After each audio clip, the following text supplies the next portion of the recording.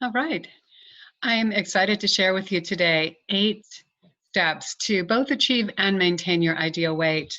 And I put achieve in parentheses because the research I'm going to share with you today is actually more about how to maintain weight.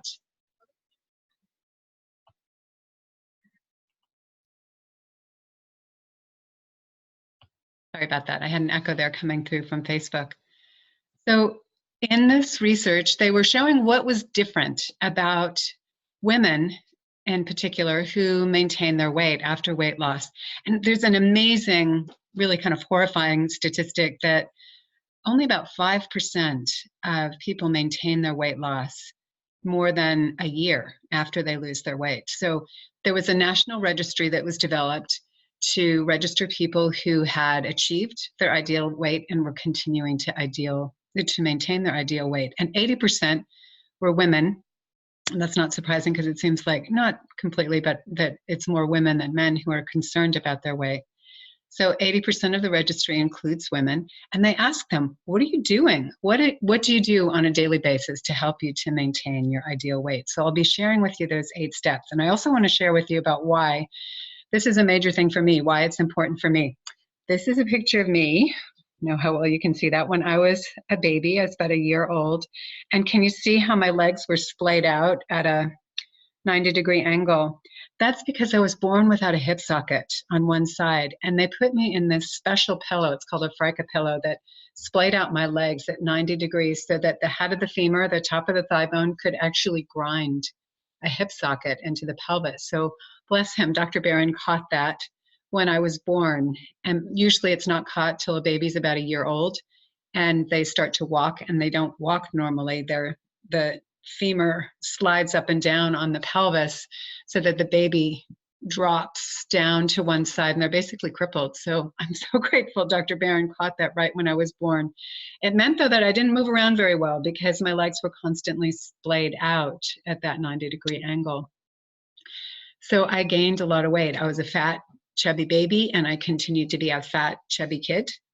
I won't go into all the details of all the illnesses and things that I went through, but it wasn't until I would say I went on Weight Watchers when I was 9 and did lose a significant amount of weight, and I also started growing.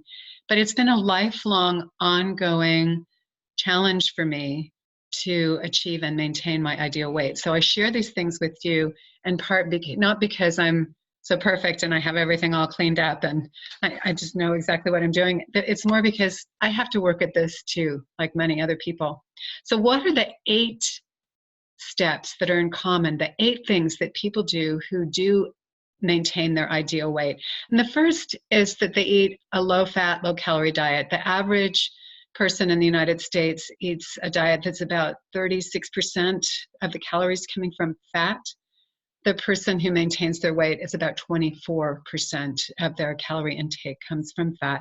And they tend to eat about 400 calories per day less than most other people. They have breakfast every day, and they haven't been able to prove this definitively in studies, but there seems to be a correlation that that's a good, healthy behavior. And I would add to that ideally it's a good protein-rich breakfast. So for example, to have black beans and a tortilla rather than to eat something like Captain Crunch.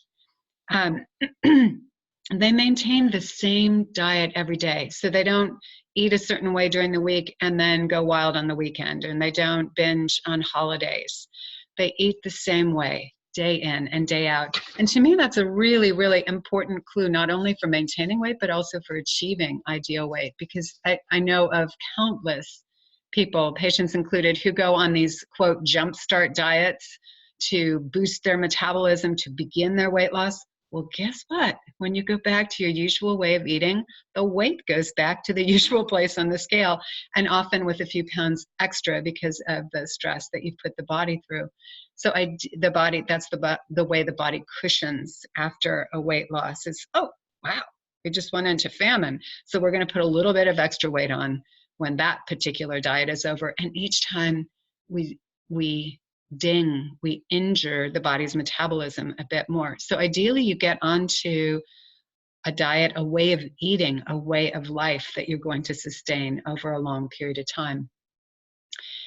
Most people who achieve their ideal weight drink water. About 50% of the US population primarily drinks sugary beverages, different kinds of sweetened soft drinks. But people who maintain their ideal weight go for water as one of their primary fluid intakes. If you're totally bored with just plain water, something that I'll do is I'll put a very small amount of 100% fruit juice at the bottom of a cup, and then I'll fill the rest of the cup up with water so that there's some flavor to it if I'm tired of just plain water. People who maintain their ideal weight tend to exercise an hour every day, day in, day out, an hour. Less than 5% of Americans regularly move even 30 minutes a day. So this is part of what sets the people apart who actually achieve and maintain their ideal weight. They're regularly moving, regularly exercising at least an hour a day. They regularly weigh themselves. They're checking their weight on a regular basis, usually daily or several times a week. And that's important because, and the thinking with the researchers is that helps people to catch more quickly when their weight is starting to go up so they can do corrective things.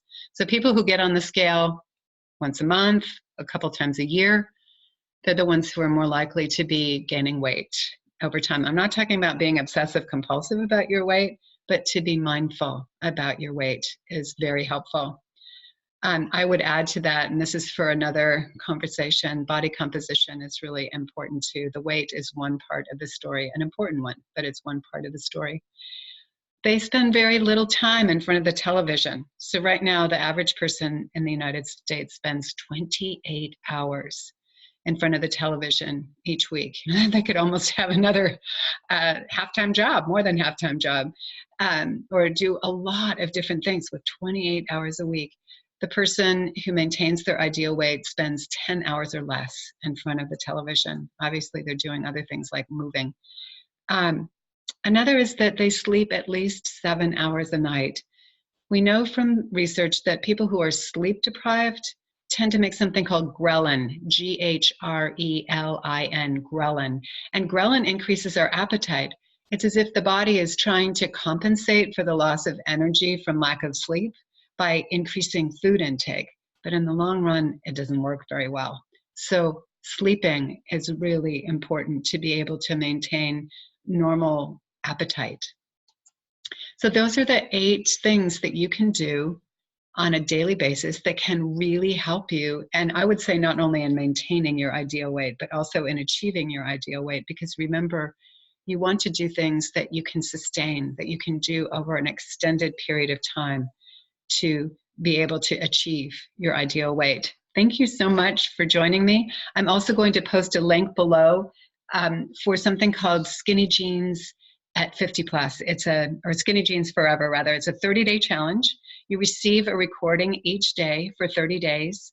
It's my voice, and it's another bit of information, another empowering step that you can take to help you both achieve and maintain your ideal weight. Thank you so much for joining me. Have a wonderful week. I'll see you next week for another episode of Health Essentials. I'm Dr. Judith Boice. Thank you for joining me.